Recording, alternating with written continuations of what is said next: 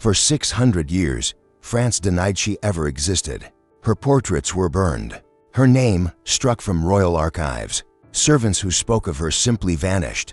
But in the year 1923, workers discovered a secret chamber in the Palace of Vincennes, and what lay inside changed everything. Diaries. Letters. Irrefutable proof. The princess that history tried to erase had truly lived. Her name was Isabelle de Valois.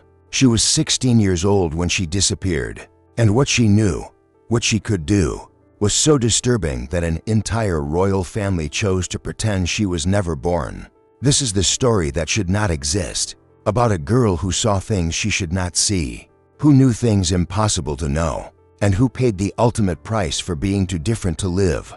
France, in the year 1432, a royal scribe is summoned to the king's counselor's office. The order is simple but terrifying. Erase a princess, all records, all portraits, all evidence of her existence, as if she had never been born. The scribe, a man who served the crown for 20 years, asks the obvious question, why? What crime did she commit? The answer is merely a look that freezes his blood, a look that says clearly, ask no more questions if you value your life. He begins that very night, working alone by candlelight, striking names from official documents, burning letters and correspondence, removing entire pages from birth registries. And when he finishes, 3 days later, drenched in sweat and exhausted, officially there is not and never was a Princess Isabelle de Valois. But rumors cannot be burned as easily as paper. And in the taverns of Paris, in hushed whispers, people begin to ask, what happened to the princess? And why is the crown so terrified of the answer? To understand the mystery of Isabelle, you first need to know her family. And that family was a living nightmare. Her father, Charles VI, was known throughout Europe as Charles the Mad, and the nickname was well deserved. His psychotic episodes began when he was 24 years old, in the year 1392. During one of his first crises, he believed he was being attacked by invisible enemies.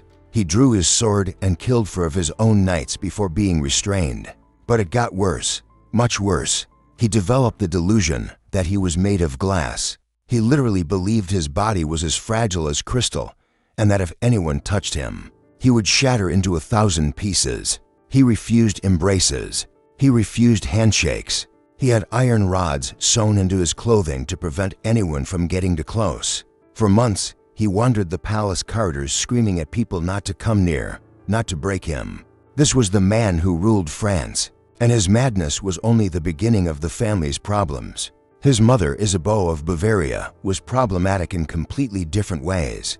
Beautiful, ambitious, and absolutely without scruples. Isabeau arrived in France at 14 as Charles's bride, before he went mad. At first, she was an obedient wife, but when Charles's madness set in, when he spent months not recognizing her, when he ceased fulfilling his conjugal duties, Isabeau decided the rules no longer applied to her. She took lovers, many lovers, and she did not worry too much about hiding the fact.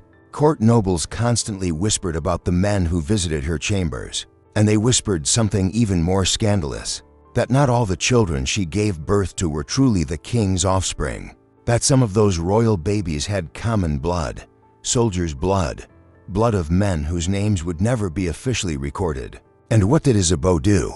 She smiled when she heard the rumors. She let people guess, because ambiguity was power. As long as no one could prove anything definitively, she remained untouchable. In this environment of madness and decadence, Isabelle was born in the year 1416.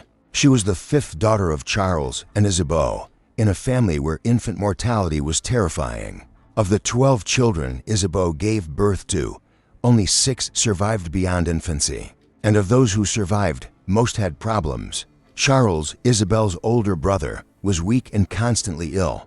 John died young under mysterious circumstances. Catherine was considered mentally simple. It was a broken family ruling a broken kingdom. And in the midst of this, Isabelle was born.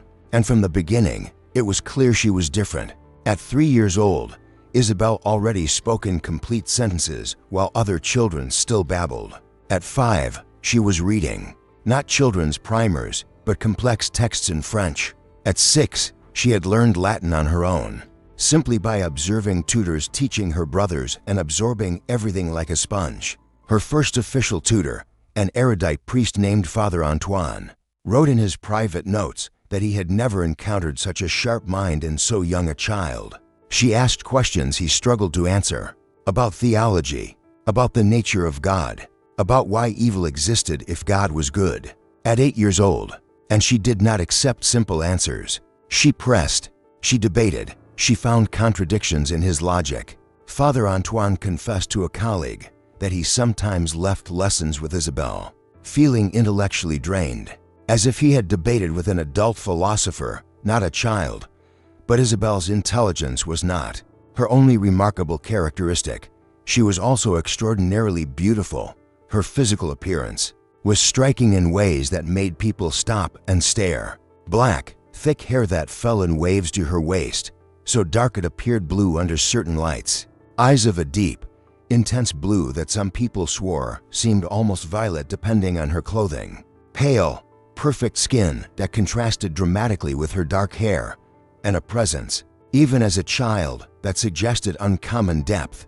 She was not merely pretty. There was something about her that captured attention, that made people feel they were in the presence of someone important, even when she was just a girl. But there was something else about Isabelle, something that began manifesting when she was around 13, and that would eventually destroy her. She began having what she called episodes. At first, they were small. She would stand frozen, staring at nothing, for a few seconds. When she returned, she would say she had seen something, an image, a scene, something that was not happening there in that moment. Her governess initially thought they were waking dreams, fantasies of an imaginative girl. But then Isabelle began describing the visions with specific details. And worse, the things she saw began to happen.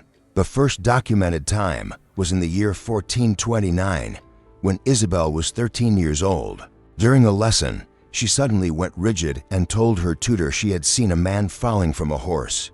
Not just any man. She described his clothing, his face, even the color of the horse. And she said he would break his neck and die. The tutor, disturbed, noted this but told no one. 3 days later, a messenger arrived at the palace with news. The Duke of Berry had fallen from his horse during a hunt and broken his neck. He was dead. And when they showed Isabelle a portrait of the Duke, she identified him immediately. He was the man from her vision, exactly as she had described. The tutor was terrified. He reported the incident to a superior, who reported it to another, and eventually it reached the ears of royal counselors, and they decided to observe Isabelle more carefully. In the following months, she had more episodes. Not all were predictions of future events. Some were things happening in other places at that moment. She described a battle occurring 100 miles away. She described who won, how many died, and when messengers arrived days later, they confirmed every detail. She saw a fire in a city that was several days' journey away. She described exactly which buildings burned. And again, everything was proven correct. The royal family did not know what to do. They were superstitious like everyone in that era. And visions could mean many things. They could be gifts from God, or they could be the devil's work. There was no way to know for certain. So they decided to observe and wait. And Isabelle continued growing, continued having her visions, and continued frightening everyone around her. But the visions were not the only strange thing about Isabelle. She also demonstrated knowledge she should not possess. Once, at 14 years old, she began speaking in a language no one recognized. It was not Latin. It was not Greek. It was not Arabic. It was something older. It sounded structured, like a real language, not just random sounds. A visiting scholar from the University of Paris was summoned to hear her. He was astounded. He said the sounds she made resembled fragments of dead languages he had studied in ancient texts. But she should not know these languages. No one had taught them to her. How did she know them? And Isabelle spoke of something else. She spoke of a presence, something she felt, something that showed her things. She described it as a source of knowledge, not as a distinct person or entity, more like a connection to something greater. When asked if it was God, she was uncertain. It does not feel like God, she would say. It feels different. Older. Stranger. This was the language she used at 14 years old, and those who heard her did not know whether they should be amazed or terrified. The situation reached a breaking point in the year 1430 during a royal banquet. It was an important event. Foreign ambassadors were present, nobles from all of France. It was meant to be a display of power and wealth. And in the middle of the meal, Isabelle, now 14 years old, was sitting calmly eating when suddenly she went completely rigid. Her eyes rolled back, showing only white. And then she began to speak, but it was not her voice. The voice coming from her mouth was deeper, resonant, with a strange quality that made people's hair stand on end. And it had an accent that no one in the room could identify. It was not French, English, German, Italian, or Spanish. It was something else. And what did she say? Prophecies. She spoke of cities that would fall. She named them specifically. She spoke of betrayals at court, pointed to specific nobles in the room, and said they would conspire against the king. She spoke of the death of a king, did not say which one, but described how he would die. And she spoke for nearly 5 minutes. 5 minutes that felt like an eternity for everyone present. The room was in absolute silence. No one moved. No one breathed. Everyone simply watched this girl speak with a voice that was not hers, saying things impossible to know. And then, as suddenly as it began, she stopped. Her eyes returned to normal, and she collapsed unconscious on the table.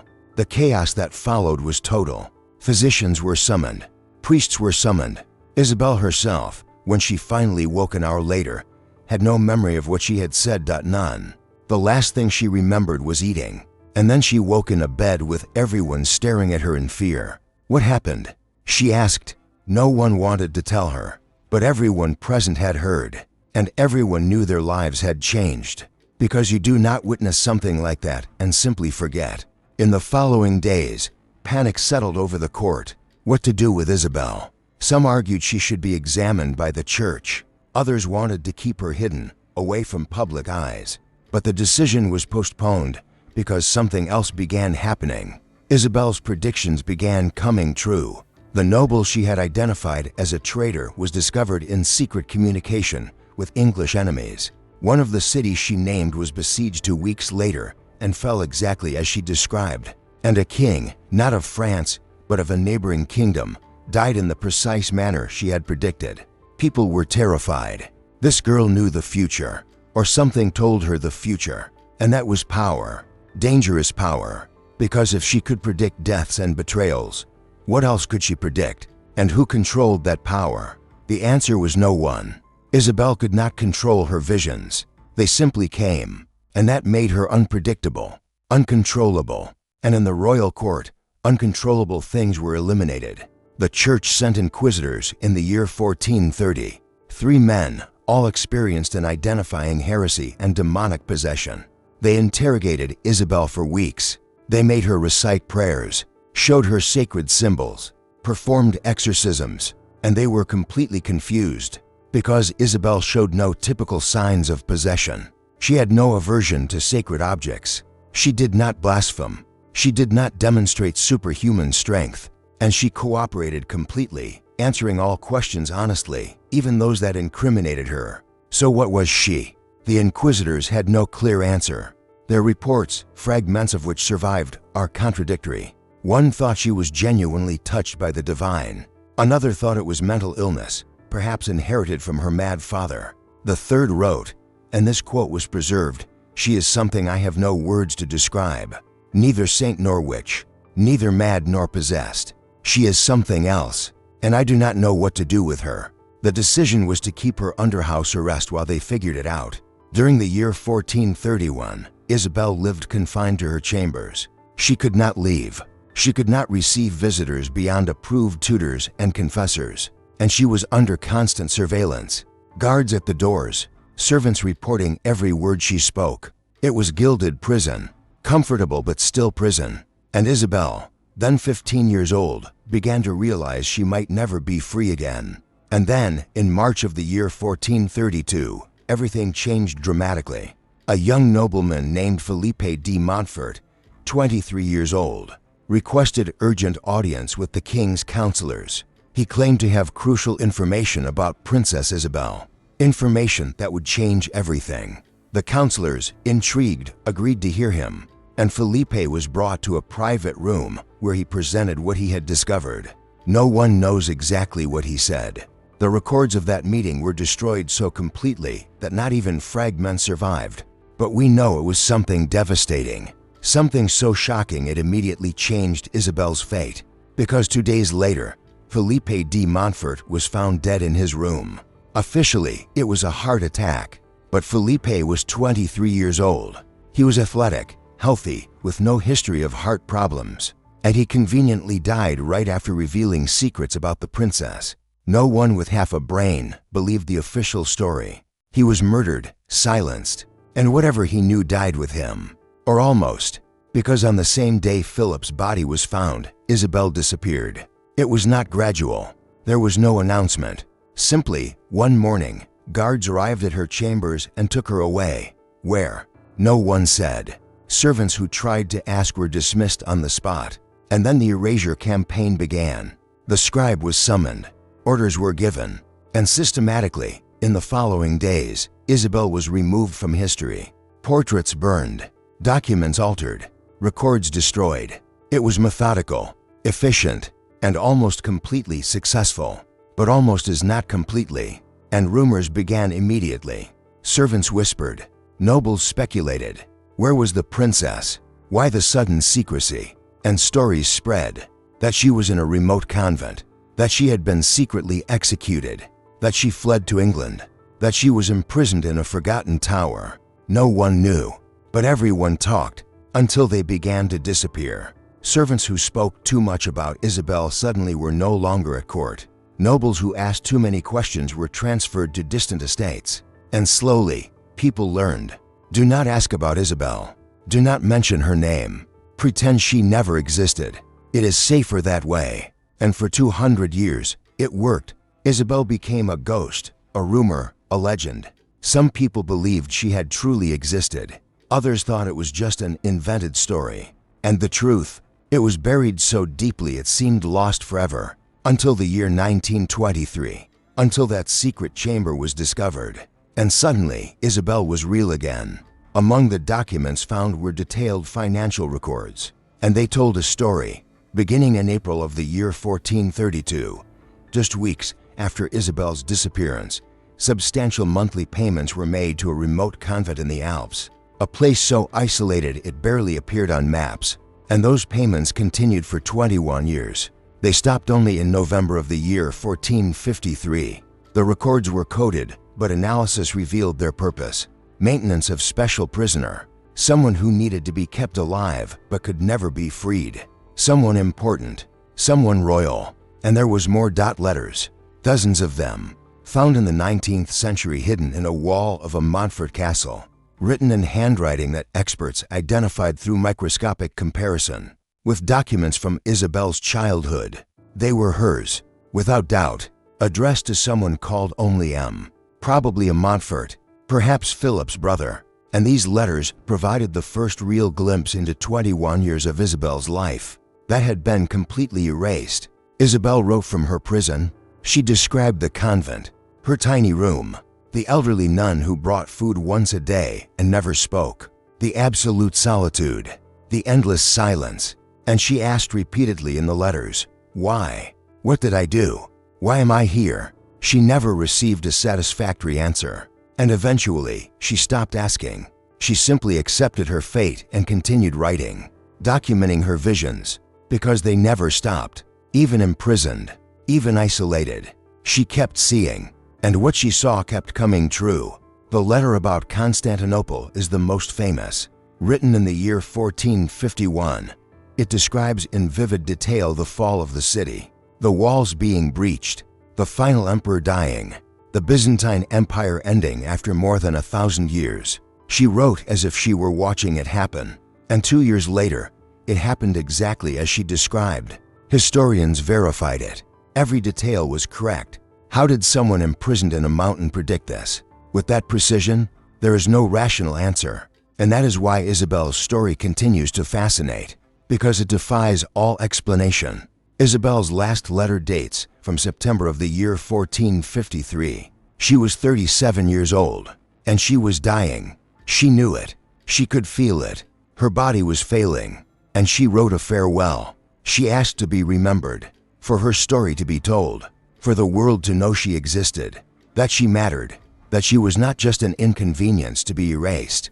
The payments to the convent stopped 2 months later, and parish records show the burial of an unidentified woman. No name, no headstone, just a simple cross that disappeared long ago.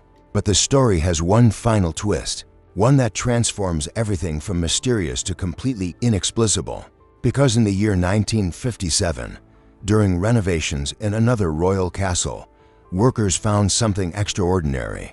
Behind a wall being demolished, hidden in a hollow space, was a portrait, dusty, damaged by time, but preserved, and it showed a woman of approximately 30 years, black hair, penetrating blue eyes, and on the back, in handwriting from the period, an inscription, Isabelle de Valois, year 1450. And there is more. The painting style, the technique, experts dated it as authentically from the 15th century. It is not a later forgery. It is real. But the year 1450 is 18 years after Isabelle officially disappeared. 7 years before she supposedly died in the convent. Someone painted her. Someone saw her. After she should have been erased. After she should no longer exist. And hid this portrait where no one would find it for 500 years. Who, why? And if she was alive and visible enough to be painted in the year 1450, what really happened in the year 1453? Who died and was buried nameless? Was it really Isabelle? Or someone else? And did Isabelle truly die? Or is this another layer of the mystery? The portrait exists. It is catalogued in a museum, officially listed as unknown artist, unknown subject, because no one wants to admit what it truly shows. No one wants to reopen a case that was closed 600 years ago. But it is there. Anyone can see it. Isabelle's eyes staring across the centuries, asking silently, will you forget me again? Or this time, finally, will I be remembered? This is the story of the princess who was erased from history, who disappeared without explanation, who spent decades imprisoned for reasons no one truly understands, who died nameless, but who left traces. Fragments. Clues. Enough so that, centuries later, we can reconstruct at least part of her story and recognize that she existed, that she mattered, and that her erasure was an injustice that took 600 years to begin being corrected. But the questions remain. Who was truly Isabelle's father? Why did she have these abilities? How did she know impossible things? And what happened in her final years that required even her death to be kept secret? Perhaps we will never know. Perhaps the truth is lost forever, or perhaps in some archive not yet discovered, in some wall not yet torn down. The answers are waiting, waiting to be found, waiting to reveal the final truth about Isabelle de Valois, the princess who was erased, but who refuses, even in death, to disappear completely.